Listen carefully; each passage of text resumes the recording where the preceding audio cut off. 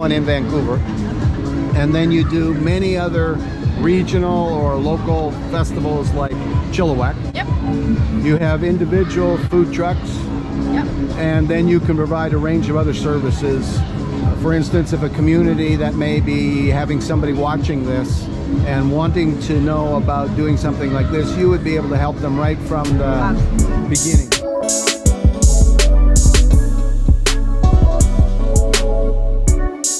There's a lot of headache and there's a lot of cost. Yes. So my number one piece of advice would be to make sure that you're ready to be an owner-operator. So you cannot step out of your truck and expect anybody else to care about it as much as you do. That's the number one thing. So it's really your passion, like your business, your heart, your soul. You're the one that's putting the orders through. You're the one that's planning to get on locations. It is a tough go, but if you love it and you really, really feel like you want to do it, it's great. It's, you know, there's so many people that it gives them the freedom that they can just pick what days they want to work on. You got to be okay with a little bit of risk because you don't know, an event can be great and then it rains out and then you have nothing and you've got product left over, and those situations can be scary, but with all the scary there's so much good too. So yeah, that would be my number one piece of advice. So consider the cost. If you're going to become a food truck owner, you got to be in it, and you got to understand there's some risk, right? Yep. And you got to understand nobody's going to love your business as much as you. So do they pick a cuisine, a type of food that they're going to enjoy, or does that not matter to most of them? I think it does, because if you like what you're eating, you can sell that, then people will like it too. So they believe you if you believe in yourself. I really believe in authenticity and knowing, you know, with our plant-based food truck, I eat plant-based, and so for me, I'm like, this is something I would eat, and I feel totally comfortable recommending it to people because I know that the impact that it's making is there. So it's easy for me to sell and it's easy for me to talk about. If you're talking about something, like if I was selling something like a steak truck, probably wouldn't work very well for me. So a plant-based person with a steak truck doesn't work unless it's some kind of soybean steak. Yeah, maybe. Let's help them if they're going to think about doing a truck business with the main points. So number one is a mental, psychological outlook. Yes. You really have to be somebody that sees this as a business that's going to have risk and involve the typical startup issues. Yes. And the startup steps after you get to that place will be, you gotta get ready to do a bunch of paperwork. There's a lot of stuff that you gotta fill out. You gotta get your health approvals. You gotta make sure your fire department stickers are all up to date. That's super important. It's getting a lot more particular now as trucks become more popular. There's a lot more regulations with them that you have to follow. You gotta make sure you've got a payment provider, cash, credit, debit. If you just go with cash, it works okay for the first little bit, but everyone's moving to contactless now, so you really want to make sure you've got something in there in place. Business bank account, insurance, a vehicle. If you have a trailer, you got to tow it with it, and a place to store your products as well. That's another big one. logistics. Yeah, that's... So if we were going to get a new truck and kind of the average type of kitchen cuisine and do all the paperwork and get the health licenses, the business licenses, bank account, corporation, and a place to store, that whole package, what would we be looking in terms of average startup costs? Well, it depends on how fancy you want to get. You can buy a used trailer or truck for $40,000, or you can buy a food truck with everything in it for $200,000. So starting there will change a lot of it, but the paperwork and stuff is more so time. Licensing, probably about $2,000. Food is going to depend on the products that you're selling, but generally you're not ordering food unless you're about to sell it at an event, so that's just part of your cost of goods. And then your labor, if it's just going to be you and you're going to put on all the hours, then you're probably okay because you're paying yourself anyways. But you really want to recruit a good team and pay them well, because that is who's going to protect your business too. So yeah, those are... So Kat says if you're serious and past the mental hurdle, you really want to do this and are committed, you can do it for as little as $50,000 probably, up to $250,000. If you want to do a little more fancy, high-end, top quality, all the bells and whistles. Yep, I would say so, yeah. Something occurred to me about festivals now. Operationally, You have to make a deposit with the local community for the property grounds. How does that vary from place to place? Yes, it does. Yeah, and it varies off location because sometimes we have sponsorships. So a community event will want to help us out. We put their name out there, support them, and they'll give us a break on the cost. But for the most part, we just rent it out. We're a for-profit organization, so we don't get the benefits of the nonprofit. We are a benefit corporation, though. We do like to provide value, so we're not just in it to make a bunch of money. Like, we want to be able to support these people that work with us and the community at the same time.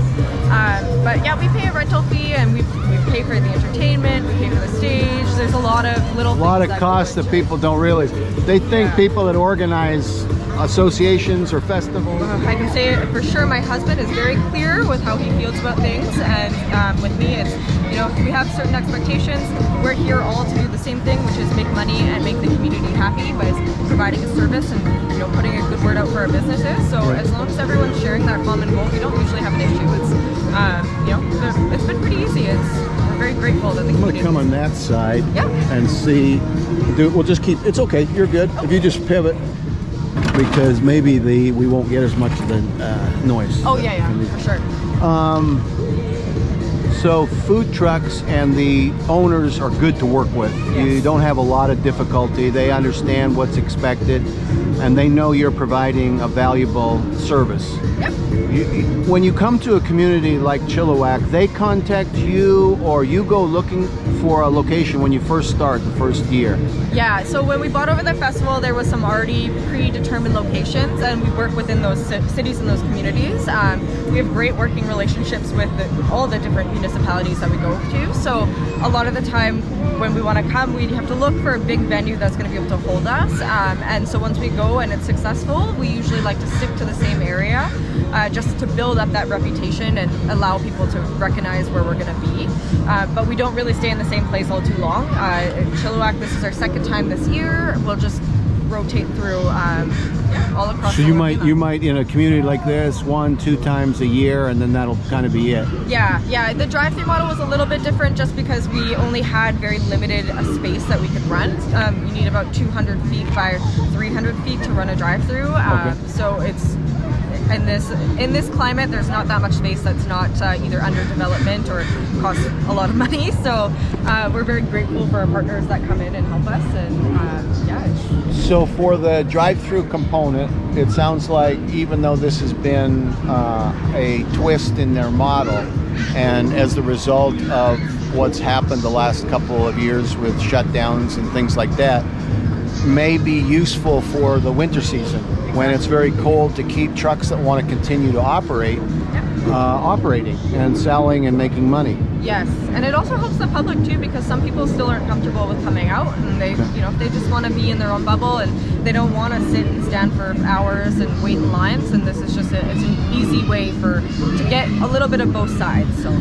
So a food truck can go anywhere, but needs local permission, like to park here in a stall and sell your food. What would you do? You'd go to Chilliwack City Hall and get their permission, or? You need a business license, and then you need approval from the property owner.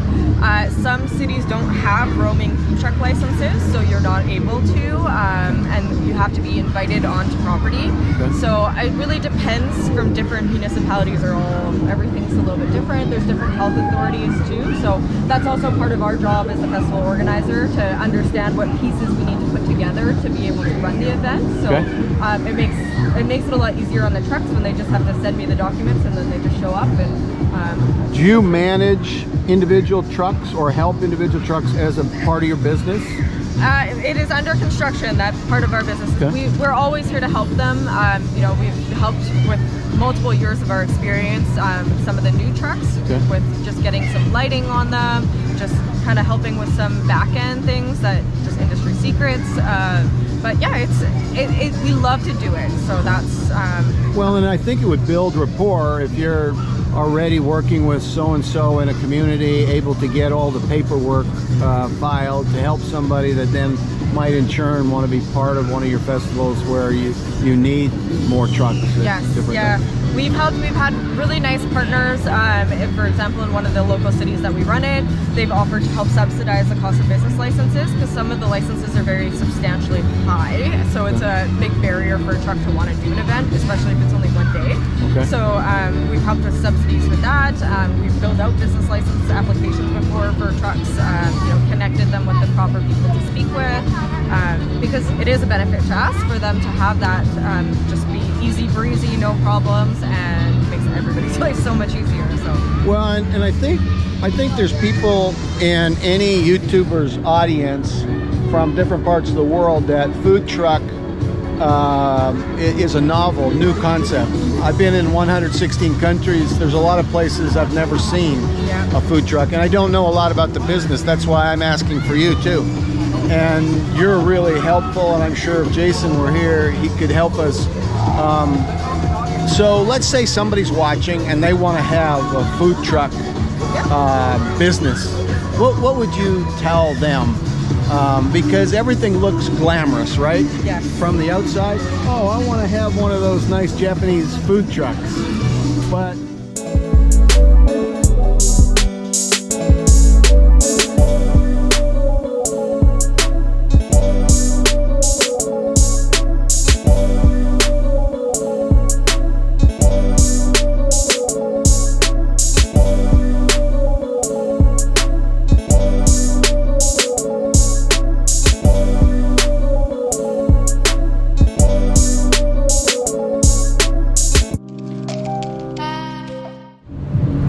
welcome.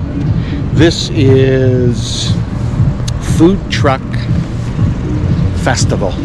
It's my first food truck festival.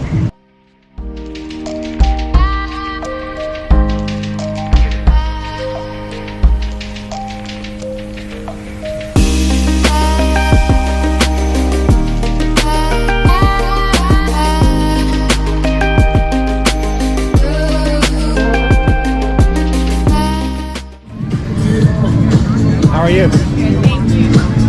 This is your business? Sure is. What's it called? Concrete Design Company. What's your name? Jeanette. Jeanette. My name's Danny. Hi, Foot-long hot dogs and a plant butcher, which is a brand new menu that we brought out for the peonies. So Very cool. Yeah. This is UAPS. UAPS Security. Unified Asset Protection Services and Security Limited. well, it's a 10-year story. So I actually met Jason through working with his family at the Peony 10 years ago. BC Shop local market. So during the pandemic, we had to pivot our events to a drive-through. That's why I'm asking for you too. If you're going to become a food truck owner, you got to be in it, and you got to understand there's some risk, right? And you got to understand nobody's going to love your business as much. And I'm looking forward to seeing you just as soon as possible. Okay?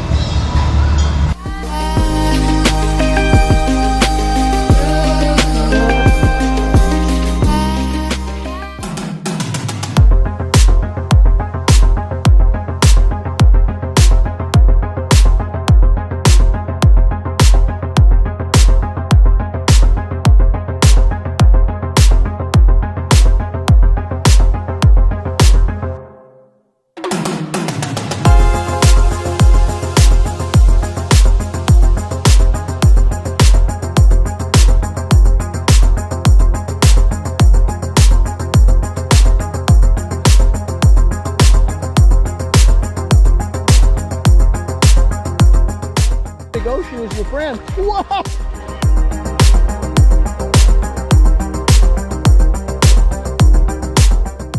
YouTube channel. Yes. So let's see what we're going to see today.